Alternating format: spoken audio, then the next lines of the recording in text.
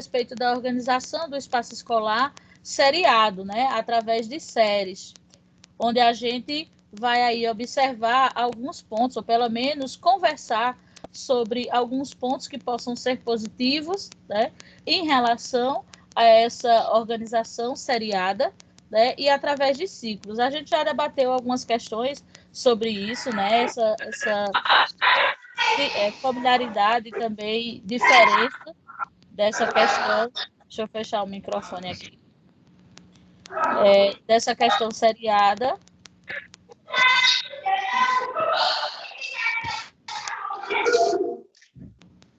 Pronto, resolvi.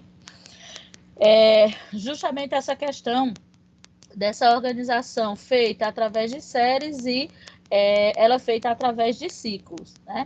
A gente já havia conversado sobre isso em alguns momentos, quando a gente falava o seguinte, que muita gente tinha uma concepção um pouco errônea com relação aos ciclos, né? Quando a gente vivenciava, porque, querendo ou não, no ciclo você é promovido, né?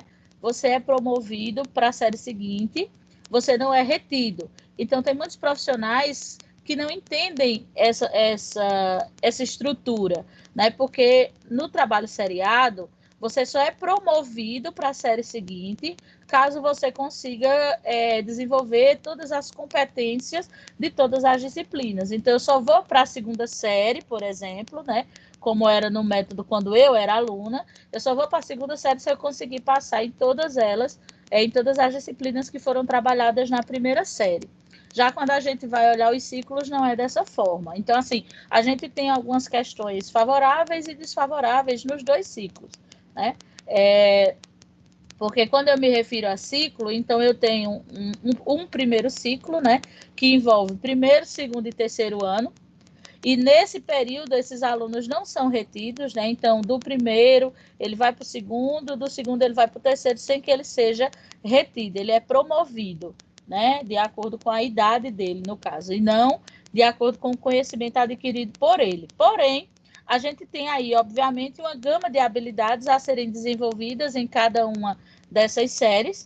E quando ele chega no terceiro ano, ele só será promovido para o quarto se ele tiver desenvolvido as habilidades que deveriam durante esses 3 anos. Eu acho viável, por quê? Porque você tem aí a oportunidade de ter um espaço maior para a aprendizagem do aluno. De certa forma, você acaba respeitando o tempo de aprendizagem de cada aluno.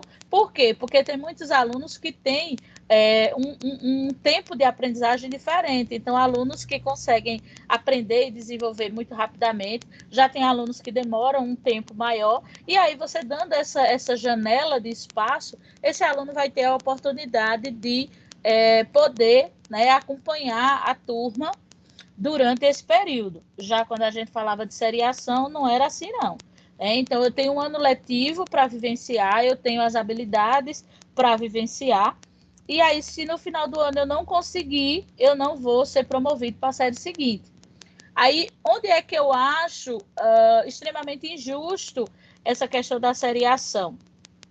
Eu acredito que boa parte de vocês, né, pegaram aí a seriação no ensino fundamental 2, né? E aí a gente observava o seguinte, que cansou de ver, eu tenho certeza que vocês já devem ter visto alguma situação, eu vivenciei essa situação, né? Então, eu fui reprovada na minha sexta série por conta de 5 décimos na disciplina de matemática. Eu passei em todas as outras disciplinas e por conta de 5 décimos eu perdi um ano inteiro, né? Tive que voltar e estudar tudo novamente. Então, assim, de certa forma, acaba sendo injusto, porque, veja, você conseguiu desenvolver as habilidades em todas as disciplinas. E na atividade de matemática, né, na disciplina de matemática, você conseguiu 95% desse contexto. Faltou 5 décimos para você ser aprovado. E por conta desses 5 décimos, você perder os seus 200 dias letivos, eu acho bem complicado. Porque, por exemplo, quando é um aluno que ficou em várias disciplinas e tal, então Aí você analisa que aquele aluno teve realmente uma dificuldade de aprendizagem, teve vários conteúdos que ele não dominou, então realmente é correto que ele volte para rever esses conteúdos. Mas um aluno que foi aprovado em todas as disciplinas e em matemática ele ficou por conta de 5 décimos, ele voltar para ver tudo que ele realmente aprendeu, porque ele aprendeu, que ele passou nas outras, né?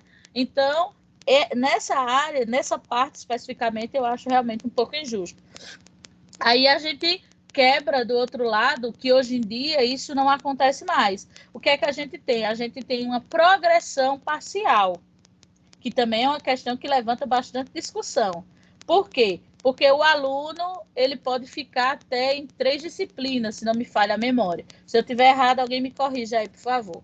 Mas se não me falha a memória, o aluno pode ficar em até 3 disciplinas, né? Ele não conseguiu a pontuação suficiente naquela disciplina, mesmo assim ele vai para a série seguinte e são feitas provas, ele tem direito a 3 provas durante o ano para recuperar aquele conhecimento que ele não adquiriu, né, completamente naquele ano. Então, se você olhar numa visão ampla, se isso fosse trabalhado de maneira correta, seria uma coisa muito justa. Eu só não acho justo essa quantidade de 3. Eu acho que, no máximo, você poderia ter aí problemas e dificuldades em 2 disciplinas. Eu ainda fico calada, sabe? Mas 3 eu acho muito, mas tudo bem.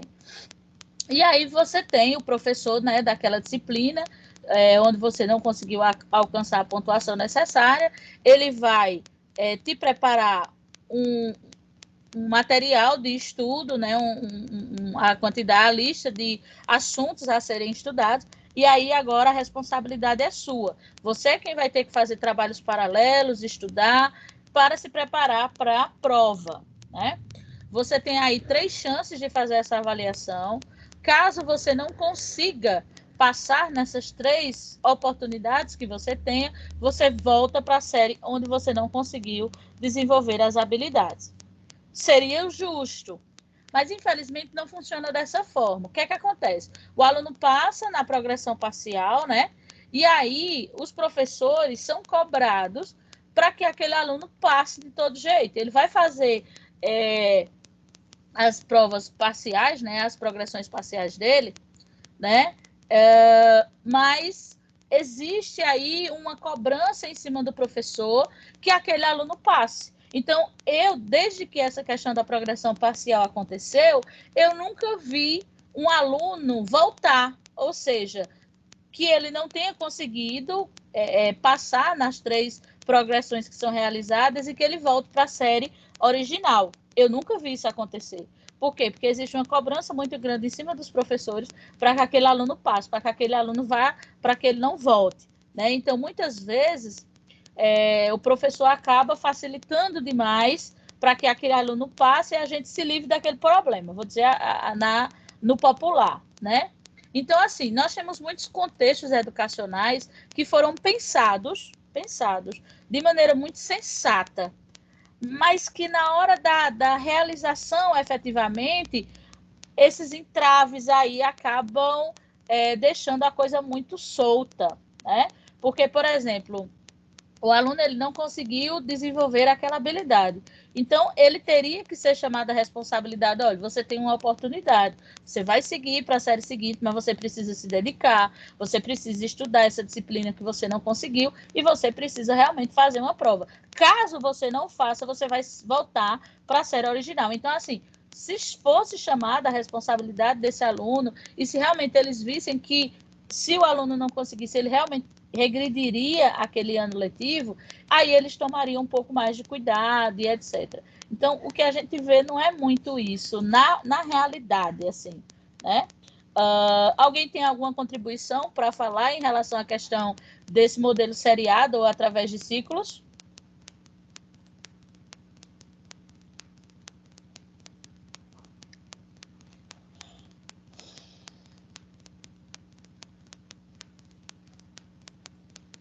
Então, vamos seguindo. Como é que funciona essa organização seriada? Na organização seriada, a gente tem basicamente uma transmissão de conteúdos, né, onde é despejada aí uma quantidade de conteúdos que são pré-determinados para aquele ano letivo. Então, o aluno ele precisa conhecer e ter domínio de tudo aquilo que foi trabalhado ou foi projetado para aquele ano, porque no ano seguinte ele já tem uma outra gama de conteúdos, né? Então ele só vai ser promovido, né? Que é justamente a promoção que a gente tem aqui, ele só vai ser promovido para a série seguinte se realmente ele conseguir dominar todo aquele contexto. Caso não, ele volta para estudar novamente, né? Ele trabalha basicamente focado em avaliações classificatórias, que são as avaliações bimestrais que a gente realiza, né? Que são avaliações que visam única e exclusivamente a questão da nota, né? Se o aluno realmente aprendeu ou não, e é muito limitado. Por quê? Porque o aluno só tem aquele momento para provar se ele realmente aprendeu ou não. É justamente na hora da prova. Então, essa prova vai classificá-lo como aprovado ou reprovado. Né? Então, não se trabalha na organização seriada uma diversidade da forma de avaliar. Né? Então, o aluno ele é medido o seu conhecimento única e exclusivamente na hora da prova. Então, se por algum motivo aquele aluno realmente tem o conhecimento, mas aconteceu alguma coisa em casa, aconteceu alguma coisa fora, que deixou esse aluno desconcentrado, alguma coisa assim, isso vai atrapalhar o rendimento desse aluno, e aí as oportunidades que ele tem para recuperar essa nota são mínimas, né? Porque na organização seriada, deixa eu lembrar, a gente fazia a prova e eu acho que não tinha, eu não lembro se tinha essa questão de recuperação de cada prova. Eu não me lembro desse detalhe. Se alguém lembrar, me ajude, por favor. Para mim, a gente só fazia recuperação no final, por exemplo.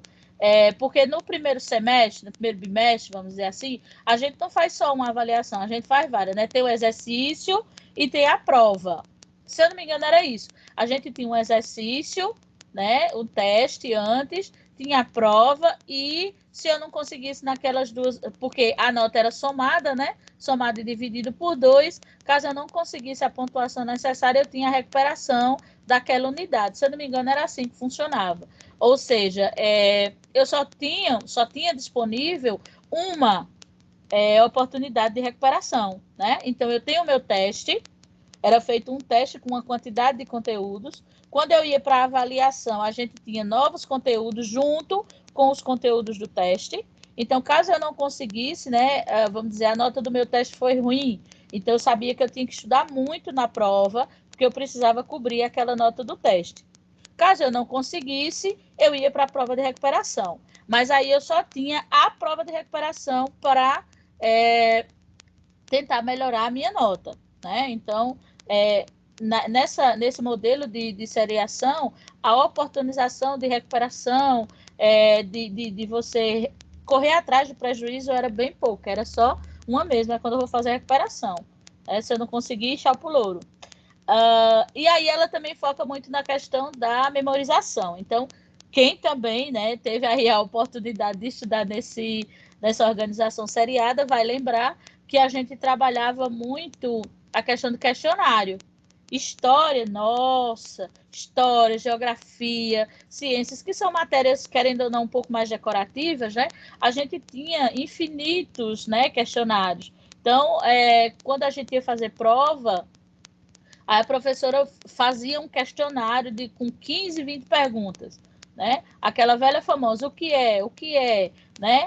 E aí a gente ia focar, estudar aquele questionário que a professora passou, porque na minha prova ia estar as perguntas do questionário. Então, querendo ou não, você não aprendia, você decorava. Eu decorava porque eu precisava daquele conteúdo para fazer a avaliação. Né? Então, a partir do momento que o conteúdo que me é apresentado não me é ressignificado, eu não entendo ou não vejo realmente uma serventia para ele, eu vou estudar, vou decorar, faço minha prova, ali eu já apaguei aquele conteúdo da minha cabeça, ou seja, aquele contexto não se tornou aprendizagem, porque o que eu aprendo eu não esqueço. Então, quando você aprende a andar de bicicleta, você pode passar muitos anos sem andar de bicicleta. Quando você pegar uma bicicleta, você vai tombar, pode até cair, mas com pouco tempo o seu cérebro ativa aquelas memórias e você volta de novo a andar de bicicleta. Né? Por quê? Porque aquela questão tornou-se aprendizagem, então ela é arquivada no seu cérebro, né? Então, hoje a educação busca muito esse tipo de trabalho. Então, a gente tem matérias extremamente decorativas, que é história, geografia, né? E aí, o que é que esses professores fazem? Hoje em dia, você observa que o professor, né? Se ele for um bom professor, tem isso também, né? De história, de geografia, ele não vai se bitolar. Ó, minha gente, abre o livro aí, por favor, na página tal. Olha, Dom Pedro, não sei o que, aquela leitura cansativa, maçante. Isso não gera aprendizagem, cara. Não gera mesmo. Então, o que é que se faz? Gente, a gente vai fazer agora uma peça teatral falando da chegada dos portugueses ao Brasil. Então, obviamente, os alunos vão ter que pesquisar sobre a chegada dos portugueses ao Brasil, o que aconteceu, eles vão ter que estudar as falas dos personagens. Então, aquela situação gera aprendizagem, né? Então, você deixa o seu aluno aberto para que ele faça uma pesquisa, para que ele procure. Então, essa ação torna aprendizagem. Agora, você está lá na frente, lendo. Isso não gera aprendizagem, é muito complexo, né? E aí era um trabalho muito voltado para a questão tradicionalista, né? Essa questão seriada. O foco era esse, né? Esse ciclo que nós temos aqui apresentados, né? Essa organização seriada também se baseava na questão do capitalismo, porque a gente já, quando falamos anteriormente na questão de currículo, né, a gente já discutiu que muitas vezes o currículo era organizado de acordo com o que os poderes governamentais precisavam no final do processo. Ou seja, eu preciso de profissionais que tenham habilidades na área de exatas, porque o mercado de trabalho está pedindo esse tipo de profissional. Então, vamos reorganizar o currículo aí das escolas para que a escola molde esse funcionário para o que eu preciso lá na frente. Era basicamente assim que funcionava, né?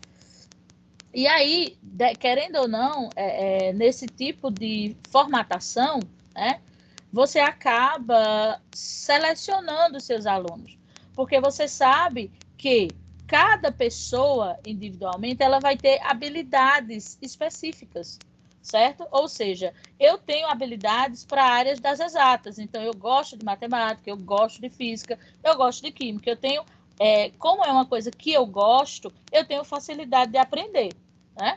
Mas aí, em contrapartida, eu tenho muitas dificuldades em algumas áreas de humanas. Ou seja, eu tenho dificuldade em português, então eu preciso estudar mais para poder fazer o meu trabalho na questão do português, então eu tenho as minhas limitações, né? E aí, do mesmo jeito, acontece com cada um de vocês. Tem pessoas que vão ter muito mais habilidade na área de humanas, que vão ser muito bons em português. A minha filha é maravilhosa em português. Ela gosta muito de português, ela pesquisa sobre português, ela gosta dessas regras e dessas leis. Ela gosta muito da área de inglês, que é voltada para a área de humanas. A gente tem a questão das artes, tudo voltado para a área de humanas. Se você pender para o lado de exatas com ela, já era. Ela tem uma dificuldade muito grande de tabuada, de tudo que envolva questões da área de exatas. Então, você observa que isso é uma questão intrínseca de cada um, né? Então, obviamente, o que eu tenho habilidade cognitiva, eu vou aprender com maior facilidade. As outras coisas eu vou aprender também porque eu preciso aprender, mas elas não vão ser tão fáceis nem tão prazerosas para mim, obviamente. Então, voltando para o que a gente tem aqui, se por acaso eu preciso focar nessas pessoas que têm essas habilidades na área de exatas, né? Então, toda essa galera que tem dificuldade, que tem habilidade na área de humanas, elas vão ser prejudicadas, né? Porque eu vou focar, eu vou correr atrás das pessoas que têm habilidades na área de exatas. Então, quem tem habilidade na área de humanas vai ficando, né? Então, trabalhava muito essa questão, e aí justamente a gente tinha a questão do fracasso, né? Porque se todo o contexto vai estar voltado para essa ideia das exatas, do profissional que tem essas habilidades, se eu não consigo, porque isso acontece, né? Eu tenho dificuldade, para mim é uma luta aprender e tal. Então, acaba que você tem aí um grupo que vai fracassar, né? E nessa organização seriada, não se tinha um trabalho voltado nem pensado justamente para o fracasso. Quem fracassou é porque ele não conseguiu, é porque ele não se esforçou, sempre ele, nunca eu. Não fui eu que não fiz um bom trabalho, não fui eu que não tentei ajudar o meu aluno, não. Eu, professor, eu fiz tudo o que estava ao meu alcance. Mas se ele fracassou, a culpa é dele. Ah, é ele que não quer nada com a vida. Ah, é ele que não estudou. É ele que não faz tarefa. É sempre ele, né? Então, nessa organização seriada estritamente tradicional, era muito voltado para essa questão. A culpa era dele, né? O intuito era dele, né? Então, tem muito essa questão dentro dessa modalidade de seriação, né? E aí, aqui, a gente começa a falar um pouco a respeito das interferências das avaliações externas na sala de aula. Vê, aqui a gente tem duas questões muito interessantes para discutir. Nós temos as interferências relativas às avaliações externas, que são negativas, e nós temos também as interferências que são extremamente positivas. E aí eu queria ouvir vocês, a opinião de vocês. Vocês acham que essas avaliações externas têm mais interferência negativa ou positiva na aprendizagem dos alunos, num contexto geral? Essas avaliações externas ajudam ou atrapalham, né? Ela mais ajuda ou mais atrapalha? O que é que vocês acham? Depois de ouvir o que Marie Claire falou sobre essas avaliações, né, dentro da concepção de vocês, o que é que vocês acham? Essas avaliações mais ajudam ou mais atrapalham?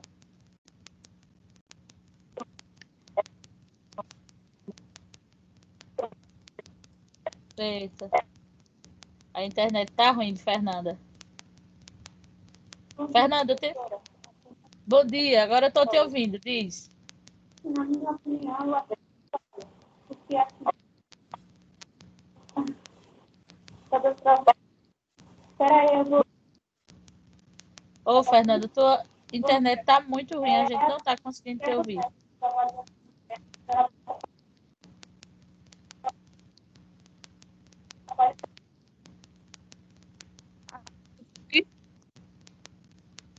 A gente não consegue te ouvir, Fernanda, infelizmente. Teu sinal de internet deve estar bem baixo. Mas alguém tem alguma contribuição? Fale para mim o que é que você, a opinião de vocês, essas avaliações externas. Diga. Professora, Diga, eu Daniela. acho que as internas, elas vão ajudar assim, a poder fazer um programa de atividade. Vai ser uma explicação, tipo assim, para o professor ver a aprendizagem do aluno em determinados assuntos. E daí, então, na sala de aula, ela poder sancionar as dúvidas que eles vão ter a esses assuntos. Gostei, gostei. Então, significa dizer, na sua opinião, né, que essas avaliações externas é uma maneira do professor fazer uma avaliação do conhecimento dos alunos, né? Porque, querendo ou não, é uma pessoa diferente que está fazendo a avaliação, é uma avaliação diferente que está vindo. Então, no seu entendimento, essa avaliação serve para que o professor tenha um quadro, né, do conhecimento que os alunos têm, para poder direcionar o trabalho deles. Seria isso? Isso. Pronto, perfeito, perfeito. Mas alguém contribui sobre essa questão das avaliações externas, sendo elas favoráveis ou negativas?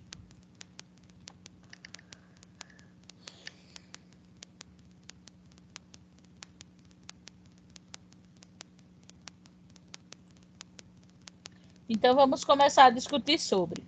Primeiro, a gente vai analisar algumas interferências que são caracterizadas como positivas, quando a gente se refere a essa questão das avaliações externas, né?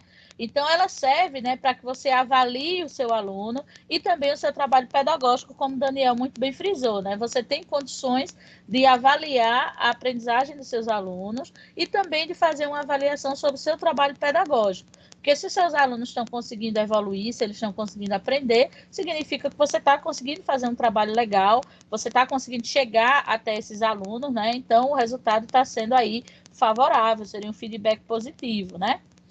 Caso você não consiga, é um momento de você parar, de você refletir e tentar ver onde é que está havendo falha, o que é que está acontecendo, que você não está conseguindo chegar até os seus alunos, né? A gente tem aí relatórios pedagógicos, leitura e compreensão desses resultados. Essa questão das avaliações externas, eu acho muito bacana. O feedback que volta para a escola, porque aí você tem um feedback individualizado do seu aluno, né? Vem aí os resultados individual de cada aluno daquela turma, vem também um quadro geral da sala, e aí vai crescendo, obviamente, né? Começou individual do aluno, depois vem o da sala, vem o da escola, né? E aí vai para o município e assim sucessivamente. Então, você tem uma amplitude muito grande desses resultados, você tem um quadro muito claro, né? E ele separa esses níveis de aprendizagem, né, de acordo com algumas habilidades. Então, a gente tem o nível básico, que aí, dependendo de cada série, obviamente, a gente tem aí quais são as habilidades que o aluno tem domínio, estando ele no nível básico, que é o nível mais preocupante, não é à toa que ele se representa com a cor vermelha, né, que é justamente para chamar a sua atenção com urgência, para que seja feito algum trabalho para que aquele aluno tenha a oportunidade de sair do nível básico, pelo menos para o elementar, que o elementar é o meio termo, certo? Ele é representado pela cor amarela, que chama a sua atenção que o aluno ele está evoluindo, mas ele está evoluindo de maneira muito lenta. Então, precisa ser feita alguma coisa para fazer com que esse menino volte ao ritmo normal de aprendizagem, né? E aí a gente chega no desejável, que é representado pela cor verde, né? Que mostra aí que o aluno está conseguindo desenvolver as habilidades no tempo certo, né, para a sua idade. Então, é o sonho de todo mundo estar com a maioria dos seus alunos no desejável, né? Mas quando não, é momento de sentar e de todo mundo conversar e ver o que é que pode ser feito, quais são as ações que a gente pode realizar para fazer com que esse aluno consiga desenvolver a aprendizagem no ritmo correto para a sua idade. Aí a gente tem formações continuadas e oficinas pedagógicas, a gente tem aí uma junção mais frequente, a gente se reúne com mais frequência para falar sobre isso.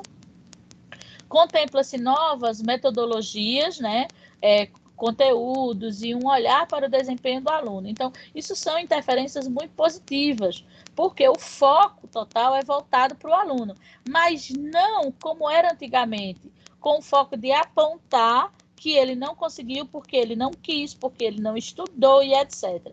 Né? Esse foco é voltado, o holofote é voltado para o aluno, mas voltado para ele da maneira que todos os envolvidos na educação estejam pensando em estratégias para fazer com que ele aprenda, né? Então, obviamente, se eu preciso pensar numa estratégia que meu aluno aprende, eu preciso observá-lo na sua individualidade.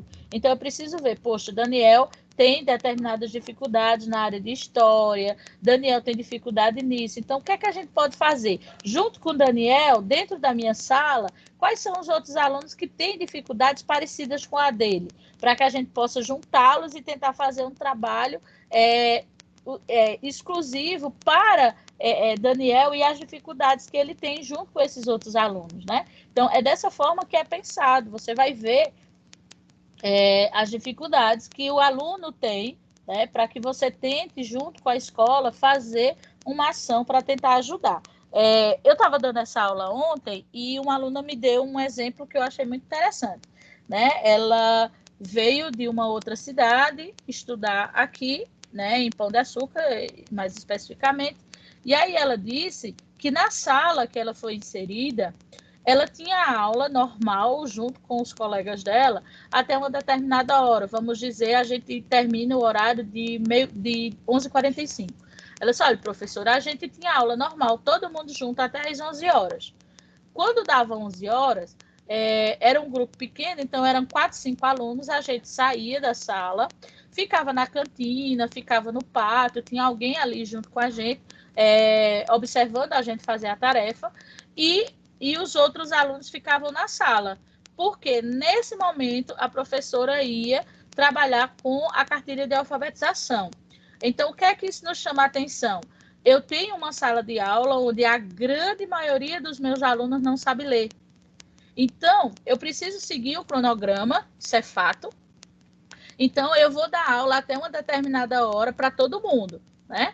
E aí, depois de um certo momento, eu vou fazer um trabalho intensivo, voltado, focado para alfabetizar os meus alunos, né? Então, o que é que vai acontecer? Como o grupo que sabe ler é um grupo pequeno, a gente coloca ele na cantina, eles vão estar sozinhos, né? Porque não vai ter outros alunos, vai estar todo mundo na sua sala. Então, o pessoal da cozinha dá uma olhada no meu menino, o pessoal da direção, a equipe de supervisão, por quê? Porque isso não é uma ação que a professora tomou, porque, eu vou fazer assim. Não. Isso é uma estratégia pensada por todo mundo. Então, todo mundo sabe que aqueles alunos, a partir das 11, eles vão estar lá na cantina, no pátio da escola, fazendo a atividade deles ali. Então, tem que ter alguém sempre para dar uma olhada naquelas crianças. E ela me disse, professor, isso durou aí uns quase 5 meses.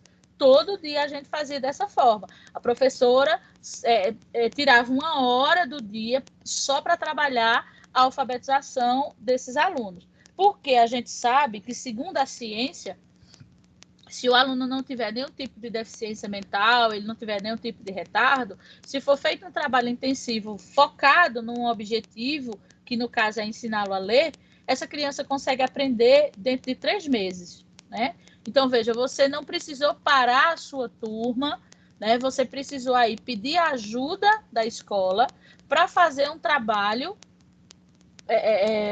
paliativo, né? Tentar ajudar. Então, veja, a grande maioria desses alunos não sabiam ler. Então, se ele está inserido dentro de uma série e esse aluno não sabe ler, gente, ele é um cego que enxerga.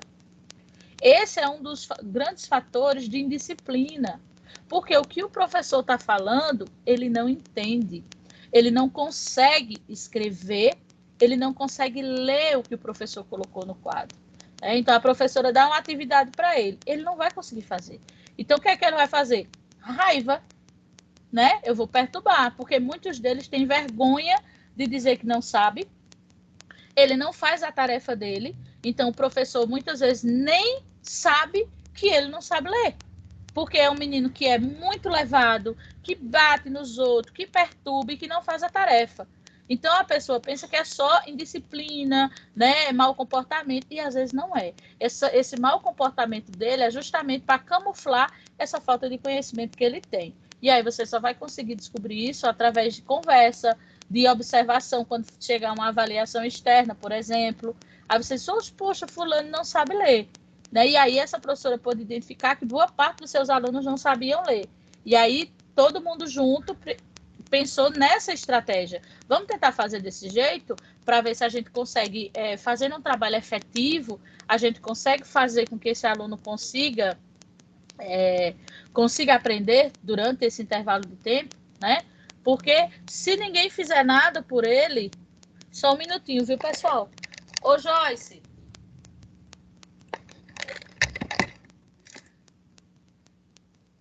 Alô?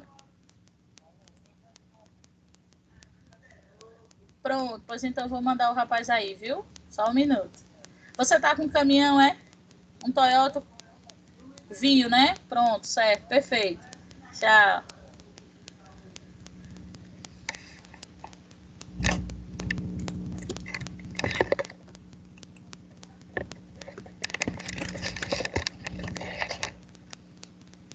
Só um minutinho aqui, viu, pessoal, para resolver um problema.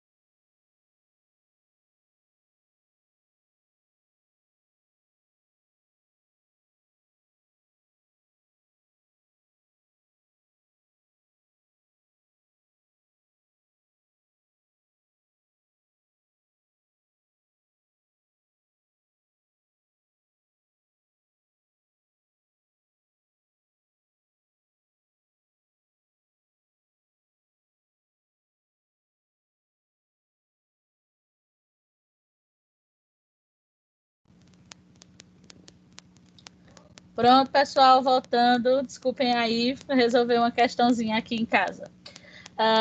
E aí, como é que a gente mede, né, essa questão da qualidade da educação, certo? Voltada para esse feedback que vem dessas avaliações externas, né?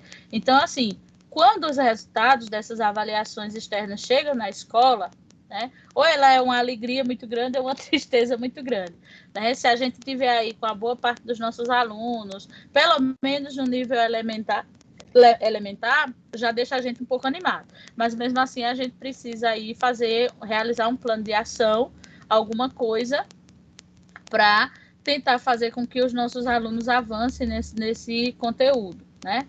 Então se faz aí uma mobilização da comunidade, está na frente da igreja. Se faz aí uma mobilização da comunidade escolar para avaliar o desempenho desses alunos e pensar o que é que pode ser feito para melhorar a qualidade do que está sendo proporcionado a esses alunos, porque se o que foi feito até o momento não surtiu o efeito que a gente esperava, porque tem muito aluno ainda no nível elementar, vamos dizer assim, né? Então, toda a escola, toda a comunidade escolar precisa parar, refletir sobre como a gente está e o que pode ser feito para a gente melhorar, né? Para melhorar esses resultados. Então, são realizados planos de ações, que nesses planos de ações são justamente essa questão de você analisar qual é o nível que a sua escola está, qual é o nível que a turma está e quais são as ações que a escola, em conjunto com a professora, pode realizar para melhorar a qualidade do que é ofertado ou melhorar o rendimento desses alunos, né? E aí, agora eu senti falta de uma coisa, deixa eu ver aqui. As interferências negativas. Então, esse slide pulou aqui, eu não tinha visto. Eu estava falando só dos conceitos positivos e eu acho essas interferências negativas bem interessantes da gente observar. A primeira delas, né, que é uma interferência negativa que vem dessa questão das avaliações externas, é a culpabilização do professor. Ou seja, quando você joga toda a carga no professor, esses alunos não estão com rendimento tão bom porque o professor não está fazendo um bom trabalho. Porque o professor, veja, a intenção da avaliação externa não é apontar o dedo nem para professor nem para aluno, né? É tentar identificar onde nós temos um problema e tentar fazer com que esse problema seja sanado, certo? É essa a intenção. Porque o que é que acontece? Muitas vezes tudo acaba caindo, né, nas costas do professor. E às vezes você observa que todo mundo, né, na escola observa que é um professor dedicado, é um professor que faz tudo direitinho, faz uma aula dinâmica. E por que aqueles alunos não estão aprendendo? Então, o nosso foco tem que ser esse. O que é que está acontecendo? A professora está fazendo um trabalho dentro dos padrões do que a gente precisa, mas os alunos não estão aprendendo. Então, vamos chegar até esses alunos e ver o que está acontecendo. O porquê que eles não estão aprendendo, tá? Aí depois a gente tem essa questão da bonificação dos professores, né? Tanto de professores como também de algumas escolas, né? As escolas que conseguem os melhores desempenhos e tal. Então, por que essa bonificação é ruim? Oxe, professora, a gente nunca ganha nada, o professor ganhando um dinheirinho é ruim, acaba sendo ruim. Por quê? Porque o dinheiro corrompe as pessoas, né? E acaba distorcendo o foco. Porque o foco da avaliação é medir a aprendizagem do aluno. Mas só que todo mundo quer ganhar o dinheiro, todo mundo quer ganhar a bonificação. Então, muitas vezes, não só os professores, bem como as escolas, começam a maquiar aqueles resultados. E como é que isso acontece? Os adultos ajudam as crianças a fazer a prova, né? Passa e diz, menino, presta atenção nessa questão e bota o dedo na resposta. Menino, não sei o que, não sei o que. Tá entendendo? Então, não é a criança que está respondendo. É o professor ou o profissional que está ali aplicando a avaliação, que está orientando e está dizendo, só não vai esfregar na cara do menino qual é a resposta certa. Então, infelizmente, a gente vai ter um resultado lá em cima, né? O aluno consegue fazer tudo, mas na realidade isso não é verdade, né? E qual é o foco? É o dinheiro, né? Então, querendo ou não, a avaliação perdeu o sentido, que o sentido era ver o que meu aluno não sabe para ajudá-lo a aprender. Então, a partir do momento que eu estou focando no dinheiro, né, eu estou maquiando o resultado, estou dizendo que o meu menino sabe e eu sei que ele não sabe. Então, isso é muito prejudicial, né? Seguindo essa ótica aí, né? Por isso que ela vem como uma interferência negativa. A priorização dos conteúdos cobrados nas avaliações, né? Quando a escola volta o seu planejamento para as habilidades que são trabalhadas, né? Na questão das habilidades e acaba deixando de lado os demais conteúdos. E a gente sabe que todos eles têm a sua importância, né? Todos eles são necessários para a aprendizagem do aluno. Eu não posso focar só naquele e deixar os outros de lado, que isso vai acabar acarretando prejuízos aos alunos nas séries seguintes, né? Aí ele fala desses simulados para treino do aluno, né? Nessa interferência negativa, eu editaria essa interferência. Essa, do jeito que foi colocada, eu não acho que é negativo. Quando você aplica os simulados para que o aluno vá treinando, para que o aluno vá vendo como é que é a formatação da avaliação, isso eu não acho negativo. O que é que eu acho negativo? A frequência. Porque, por exemplo, essas avaliações, elas acontecem no final do ano, né? Lá para novembro, se eu não me engano, o mês de novembro é o mês dessas avaliações.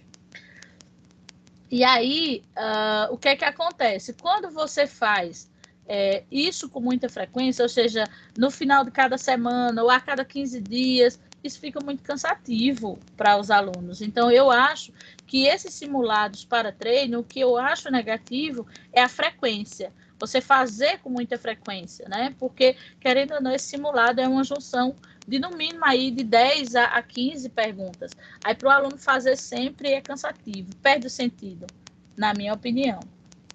E aí a gente tem a exclusão dos alunos com baixo desempenho, que é justamente o que a gente vinha falando, quando você prioriza algumas habilidades e acaba deixando outras a desejar, no caso, né? Então, você acaba excluindo, né, essa questão. O aluno que sabe, beleza, vamos embora com o aluno que sabe. E o que não sabe, deixa ele quietinho ali, para o ano o professor que vem ensina a ele. E, infelizmente, esses alunos vão ficando.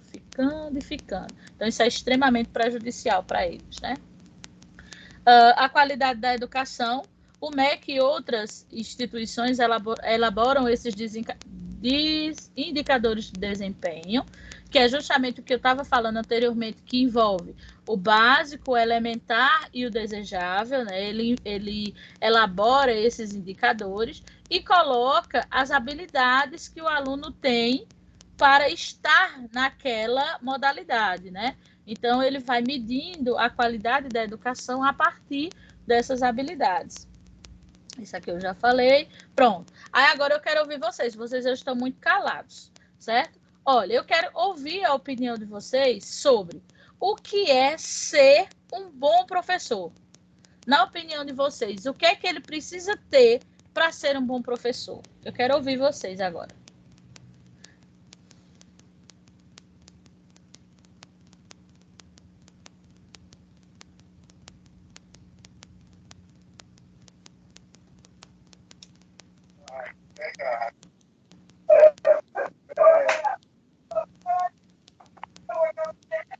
Bom, professora, eu acho assim, para ser um bom professor, ele tem que ter uma autonomia no que ele vai fazer e uma boa gama de estudo para poder repassar para os discentes assim, fazer umas boas aulas, ter uma boa formação.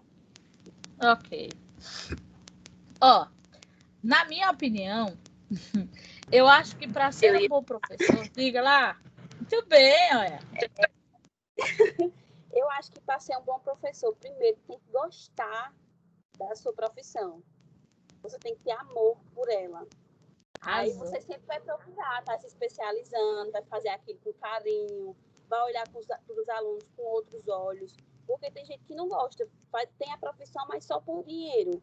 Então, ele faz aquilo ali a pulso, ele não está nem aí para o rendimento das crianças, para fazer treinamentos, para nada. Ele está ali só para fazer o dele e ganhar o dinheiro dele pronto. Isso, muito bem. Muito pertinente essa observação.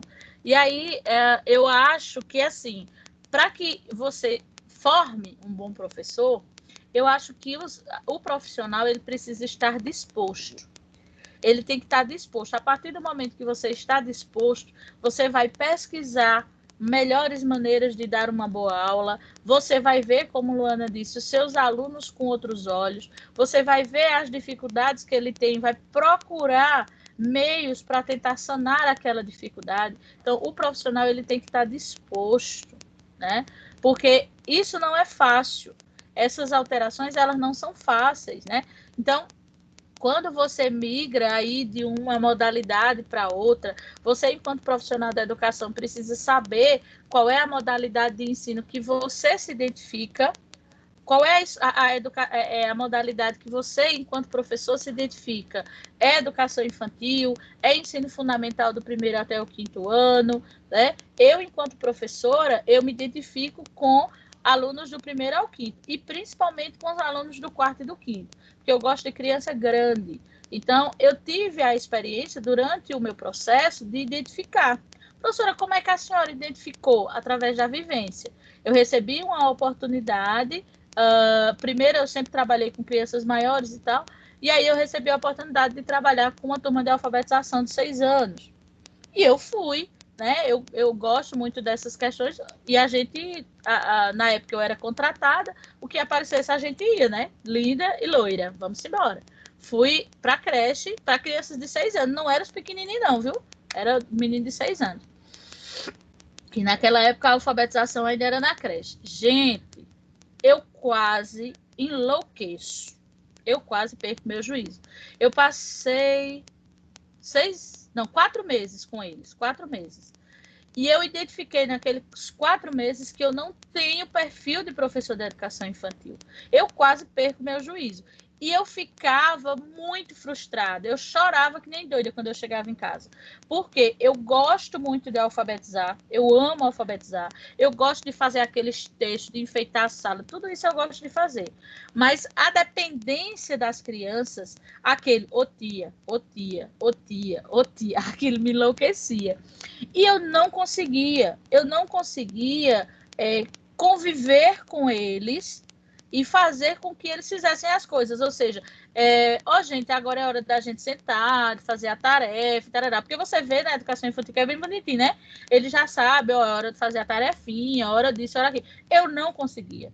Eu não conseguia organizar o meu tempo e fazer com que aqueles alunos realizassem as atividades que precisavam. Então, assim, eu sabia que eu estava fazendo um péssimo trabalho. E não era essa a minha intenção, né? Porque eu amo a educação, mas eu estava vendo que ali eu não conseguia. Porque, assim, eu tenho um tom de voz muito grosso, eu sou grossa na minha natureza. E para trabalhar com criança, você não pode ser assim, você tem que ser mais doce e tal. Então, quando você se agitava com aquele horror de menino lhe chamando a todo momento, que você aumentava um pouco mais o tom de voz, as crianças já se assustavam comigo.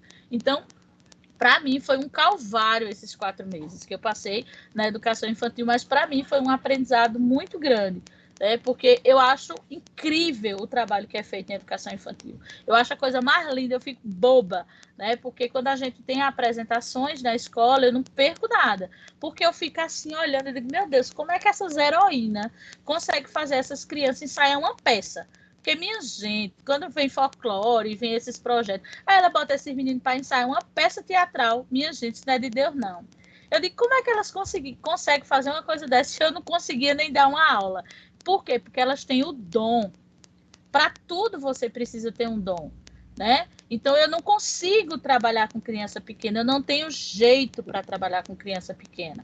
Então, eu acho lindo o trabalho que é desenvolvido pelas meninas da educação infantil, mas eu sei que aquilo para mim não funciona, né? E é muito frustrante você fazer o possível, né, para fazer um trabalho legal e você vê que não está surtindo e que você está fazendo e está prejudicando as crianças, porque a partir do momento que você não faz o trabalho como você deveria fazer, o único prejudicado são os alunos, né? Eles não vão ter um bom rendimento porque você não está fazendo um bom trabalho. Então, para mim foi muito frustrante, né? Esses 4 meses que eu passei com eles. E aí, para honra e glória do nosso Senhor Jesus Cristo, apareceu uma oportunidade de alfabetizar alunos fora de faixa, né? Alunos fora de faixa, numa escola próxima. Menina, eu fui embora, que eu não olhei nem para trás. Eu não sabia nem, era um projeto novo, era o projeto Se Liga Pernambuco, eu não sei se vocês têm conhecimento sobre ele, no ano de 2003, que era um projeto que juntava esses alunos que estavam fora de faixas, inseridos nas salas, que não foram alfabetizados, né, que é justamente aqueles que vão ficando escanteados, e aí juntava esses meninos, era uma peneira, as professoras faziam a festa, aproveitava, né, que aí eram as professoras que determinavam os alunos que iam formar a turma do Se Liga, ela pegava a nata da sociedade e dizia, leva, né, então a turma era bem carregada, mas, gente, foi a melhor coisa que eu fiz na minha vida. Então, eu me identifiquei como alfabetizadora, eu gosto de alfabetizar, mas eu não consigo trabalhar com criança pequena. Não é que eu não gosto, é porque realmente eu não tenho esse dom para isso. Então, por isso que eu digo, o professor ele precisa estar disposto, ele se adapta à situação, mas ele precisa estar disposto a enfrentar aquela situação. Se não houvesse aparecido a oportunidade, eu tenho certeza que eu não tinha conseguido terminar o ano letivo na educação infantil. Não tinha mesmo, né? Então, o fazer com o professor que não tem um rendimento satisfatório, o que é que a gente pode fazer? Né? Conversar, tentar ver, tentar sanar essa dificuldade. Então, é necessário que o professor tenha esse discernimento, consiga ter essa compreensão da modalidade que você se adapta, da modalidade que você não se identifica, porque se você estiver trabalhando ou estiver inserido dentro de uma modalidade que não é o seu perfil, você vai se sentir muito frustrado e o seu trabalho não vai render legal, como deveria, tá? Então, vamos aí para a nossa primeira questão. A avaliação não deveria ser fonte de decisão sobre o castigo, mas sobre os caminhos do crescimento sadio e feliz. Acerca desse tema, a escola pode contribuir para o sucesso da aprendizagem do aluno, assegurando sua permanência quando aprendizagem do aluno, assegurando a sua permanência na escola, no caso. Então, esse trecho é tirado de um livro de Lucrece, que fala muito, né, de Cipriano Lucrece, que fala a respeito de avaliação. Ele é um dos autores que mais fala sobre avaliação. Eu já foi embora? Vai lá e tá. Oh, meu Deus. Só um minuto, pessoal. Cadê aqui, Jesus? Já apareceu, isso aqui era bom. Vou fechar aqui. É fogo, viu? Desse jeito.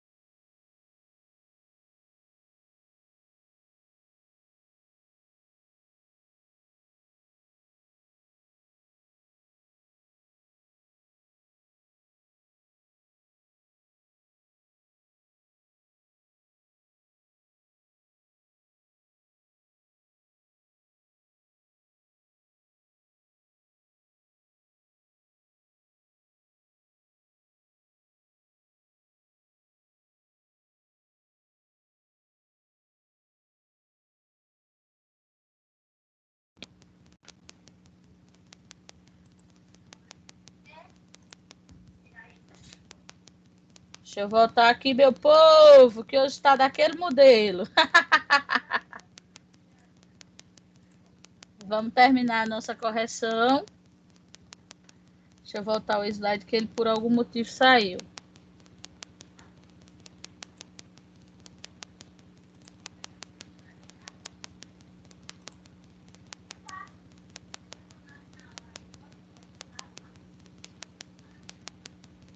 Deixa eu ver aqui.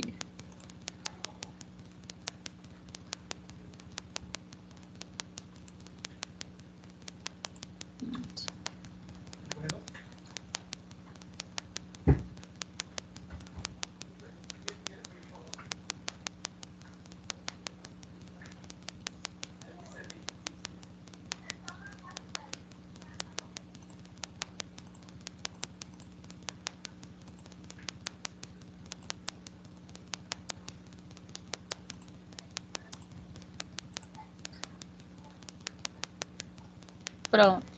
Vamos lá, corrigir a nossa atividade. Na primeira questão, ele fala sobre a avaliação, né, que ela não deve servir como fonte de castigo, né, mas sobre os caminhos de crescimento sadio e feliz.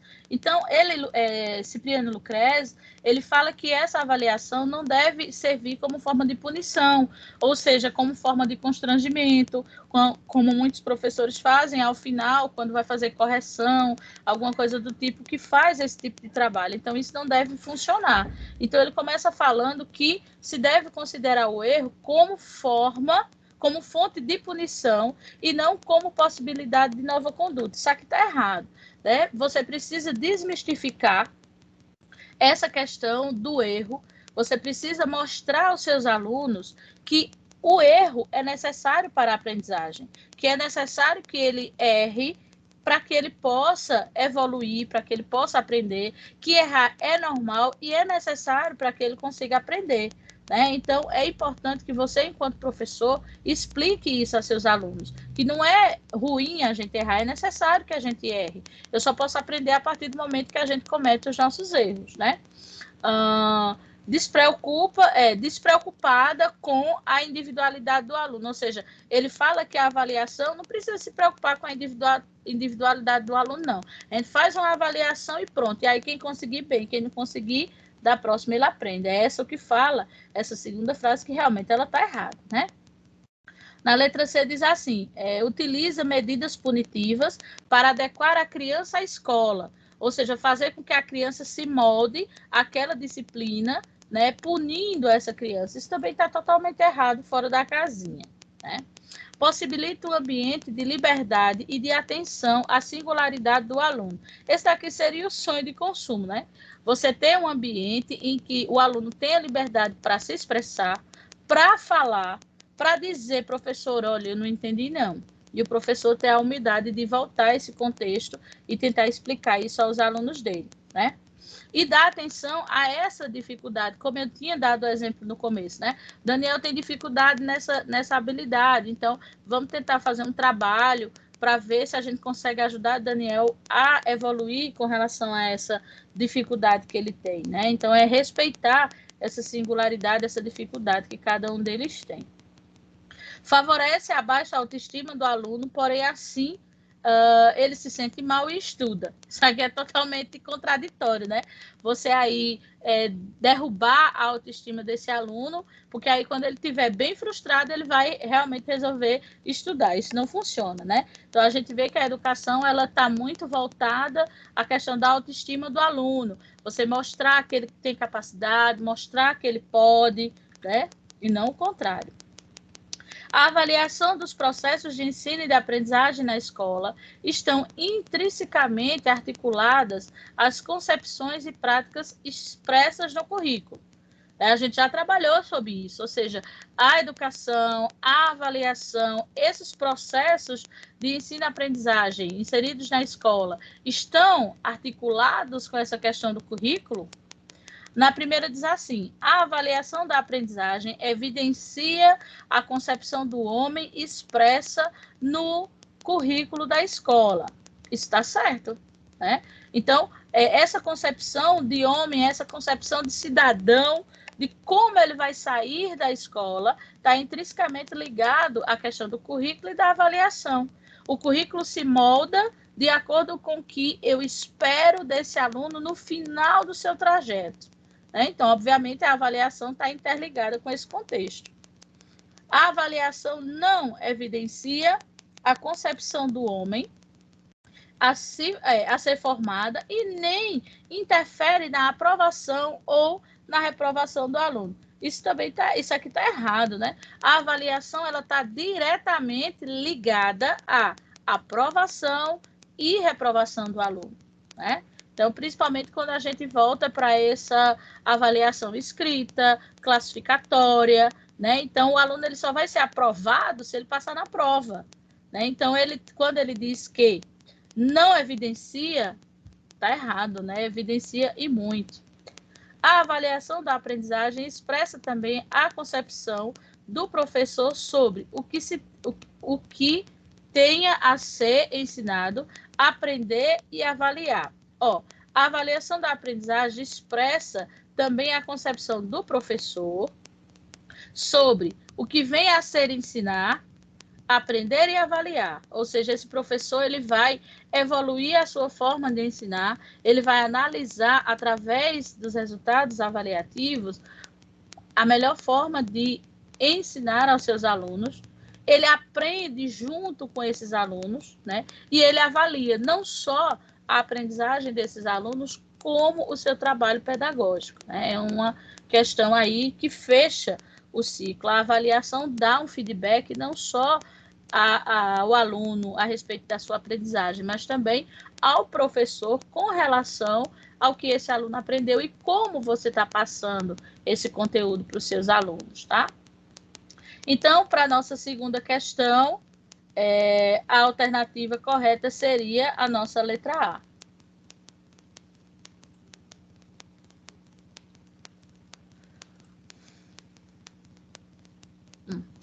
Na terceira questão, o ato de avaliar na escola está intrinsecamente articulado com as concepções expressas no currículo e interfere na prática de ensino do professor, no que se refere à avaliação da aprendizagem.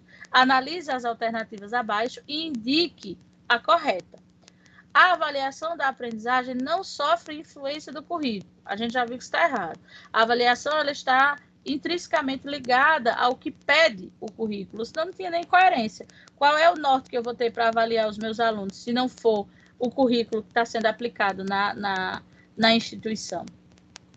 A avaliação em nada interfere na prática de ensino do professor.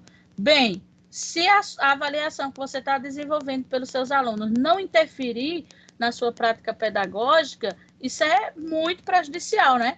Por quê? Aí eu não vou levar em consideração se esses alunos estão aprendendo, se eles não estão, estou nem aí para isso. E não é assim que se vê o método de avaliar. A avaliação serve como feedback principalmente para o professor. Se eu não estou atingindo a grande maioria dos meus alunos, eu preciso reformular a minha prática de ensino para tentar chegar o mais longe possível com os meus alunos, vamos dizer assim. A avaliação da aprendizagem se concretiza mediante a concepção do professor. Isso está certo. Por quê? Porque você, enquanto avaliador, né, você precisa concretizar as concepções que vão ser trabalhadas de acordo com o que o seu aluno está aprendendo. Então, eu vou analisar a aprendizagem dos meus alunos e vou criar concepções, criar meios de fazer com que eles aprendam, né? Avaliar requer atenção às atividades de memorização. Isso aqui está errado. Memorização é coisa do tempo tradicionalista. Hoje em dia, eu preciso prestar atenção na forma de tornar aquele conhecimento aprendizagem. O que a gente memoriza, a gente esquece. Avaliar é um ato isolado, porque se concretiza apenas no final do bimestre. Isso também é uma concepção extremamente tradicionalista, né? Quando eu disse a vocês que a gente via todo o conteúdo, fazia o teste, via mais conteúdo, fazia a prova. Se eu não conseguisse aprender nesse intervalo de tempo, eu tinha uma chance, que era a prova de recuperação no final do semestre. Então, eu ficava... eu não, né? Todos os alunos ficavam extremamente limitados a essa oportunidade apenas, né? Não tinha outra oportunidade de você conseguir realizar aquela atividade, né? De você conseguir fazer com que o seu aluno realmente aprenda. Então, aqui a gente finaliza a nossa correção do dia de hoje, da aula do dia de hoje. Eu peço desculpas a vocês pelas interrupções que nós tivemos durante a aula, porque dia de sábado é uma bênção, né? principalmente quando a gente está em casa, tem muita coisa para ser feita. Mas, no final, deu tudo certo. E agora eu queria ouvir vocês, né? Eu quero que quem estiver em casa, que puder, por favor, tirar uma foto de vocês, porque para mim, eu vou tirar uma aqui para botar no grupo, para vocês verem. Como é que vocês aparecem para mim, ó? Vocês aparecem para mim só com letras, né? E aí eu quero ouvir vocês, se vocês têm alguma coisa a falar referente a essa questão que nós vimos hoje, dessa formatação de avaliação, dessa questão dessas avaliações internas que são feitas dentro das escolas. Qual é o feedback que vocês me dão até então, né? Nós já vimos 3 aulas, semana que vem a gente vai fechar o ciclo de avaliação, né? Alguém tem alguma contribuição para fechar a nossa aula de hoje?